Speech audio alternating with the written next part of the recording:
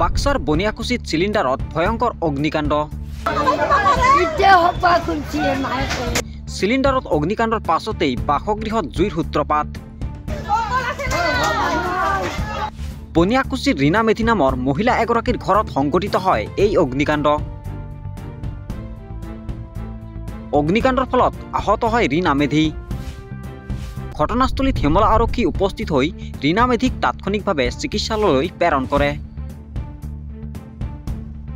ইফালে ৰাজ্যত সক্ৰিয় হৈ উঠিছে গৰু চুৰি চক্ৰ। বাক্সাৰ গোবৰ্ধনা থানাত চুৰি হোৱা গৰুৰ উজান। গোবৰ্ধনা আৰক্ষীৰ অভিযানত 20টাকৈ চুৰি হোৱা গৰু উদ্ধাৰ হোৱাৰ লগতে আটক হয় 2 চোৰ।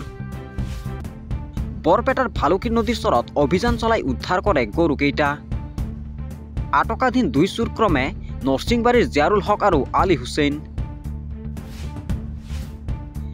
বাক্সাৰ জালাহত অসম প্ৰাদেশিক যোগী সন্মিলনৰ 105 সংখ্যক জালা অধিৱেশনৰ লাইখুটা স্থাপন। বাক্সা জিলাৰ জালাস্থিত শ্ৰী শ্ৰী লক্ষ্মী মন্দিৰ প্ৰাংগণৰ তালচিকুৰ সমন্বয়ৰ ক্ষেত্ৰত আজি অসম প্ৰাদেশিক যোগী সন্মিলনৰ 105 সংখ্যক জালা অধিৱেশনৰ লাইখুটা স্থাপন কৰা হয়।